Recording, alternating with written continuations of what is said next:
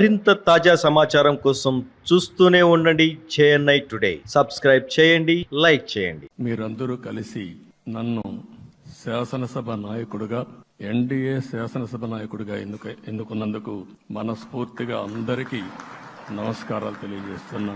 నేను కూడా చాలా ఎన్నికలు చూశాను. ఈసారి రాష్ట్ర చరిత్రలో ఎప్పుడూ ఇవ్వనటువంటి తీర్పు ఇచ్చారు. ఈ తీర్పు మళ్లీ నిలబెట్టుకునే బాధ్యత మనందరిపైన ఉంటుంది.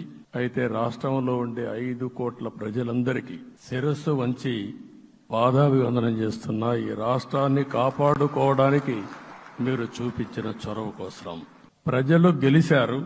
రాష్ట్రాన్ని నిలబెట్టే బాధ్యత ఇక్కడుండే శాసనసభ్యులపైన మనందరిపైన ఉంది.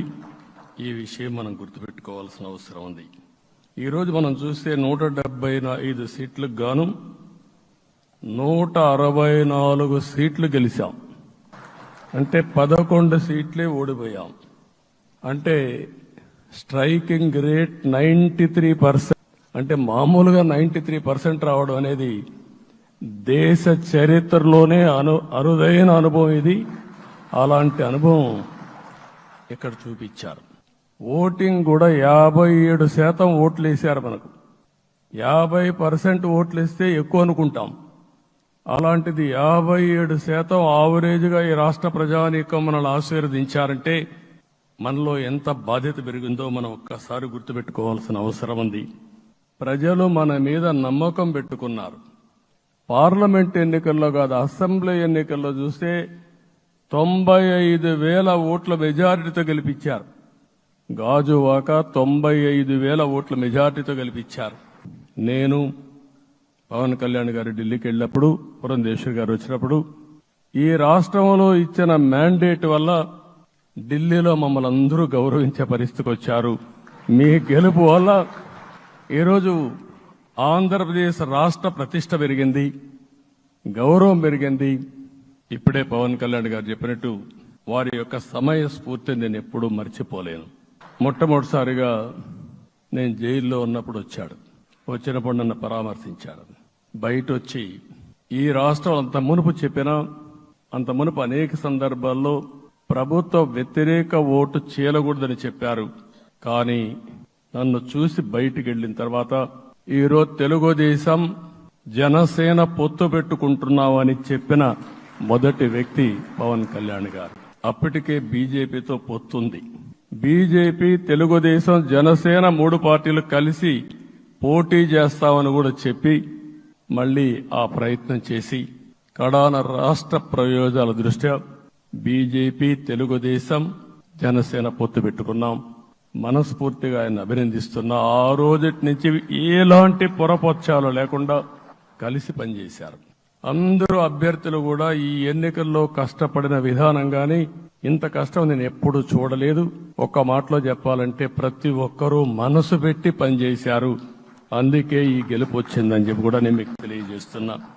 మీ అందరి సహకారంతో రేపు ప్రమాణ స్వీకారం చేస్తున్నాను.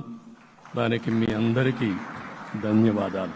నేను 4వసారి ముఖ్యమంత్రిగా ప్రమాణ స్వీకారం చేస్తున్నాను. కానీ ఈసారి దీనికి ఉండే ప్రాధాన్యత, ప్రజలు మన మీద పెట్టుకున్న నమ్మకం, నష్టపోయారు, ఇబ్బందులు పడ్డారు, మన మీద హోప్ పెట్టుకున్నారు. తిరిగి నేను ఒక్కడినే చేసే కార్యక్రమం కాదు. అందరం సమిష్టిగా మళ్లీ ప్రజలకు రుణం తీర్చుకునే సమయం ఆసన్నమైంది. దానికి ఈ రాష్ట్రానికి పూర్తిగా కేంద్ర సహకారం అవసరం. నిన్న పోయినప్పుడు కూడా నేను చాలా స్పష్టంగా కేంద్ర నాయకత్వాన్ని కోరాను. అటు అమిత్ షా గారిని, అదే మరి ప్రధానమంత్రి గారిని అందరినీ కోరాం. పూర్తిగా సహకరిస్తామని వారు హామీ ఇచ్చారు. రాష్ట్రం పూర్తిగా శిథిలమైపోయింది. దెబ్బతినని వర్గం అంటూ లేదు. ఏ అహంకారంతో విర్రవీగిపోయారో ఆ అహంకారం కూలిపోయింది. ఏ వ్యక్తికి పదవొస్తే వినయం కూడా అవసరం. పదవొచ్చిందని విర్రవీగిపోయి రేపనేది లేకుండా ఉంటుందనుకుంటే మాత్రం ఇదే జరిగే పరిస్థితి వస్తుంది. ఈ 5 ఏళ్లు పరిపాలించినటువంటి వ్యక్తి యొక్క ప్రవర్తన చూసిన తర్వాత ఇలాంటి వ్యక్తి పాలనకు పనికిరాడనే ఉద్దేశంతో ఓట్లు చేసే పరిస్థితికి వచ్చారు. కానీ మనం కూడా అదే విధంగా కక్ష తీర్చుకోవాలి అని గాని మనం ముందుకు పోతే మనకు కూడా సమస్య వస్తుంది. తప్పు చేసిన వాళ్లకు శిక్ష పడవలసిన అవసరం ఉంది, చట్టపరంగా శిక్షించాల్సిన అవసరం ఉంది. అదే సమయంలో విధ్వంస రాజకీయాలు, కక్షా రాజకీయాలు కాకుండా ఇవన్నిటిని ప్రక్షాళన చేయాల్సిన అవసరం ఉందని చెప్పి కూడా నేను మీకు తెలియజేస్తున్నా.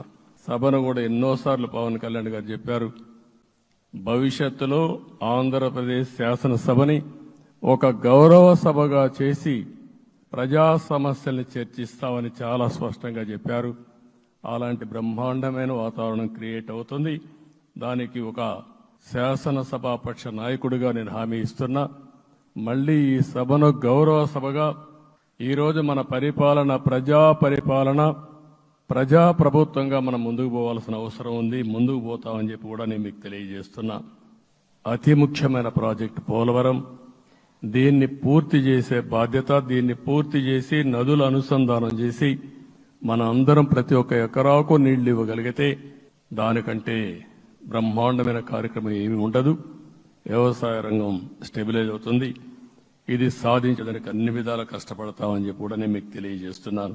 10 సంవత్సరాల తర్వాత మన రాజధాని ఏదంటే చెప్పుకోలేని పరిస్థితి. ఇకపైన మన ప్రభుత్వంలో ప్రజావేదికల కూల్చివేతలుండవు.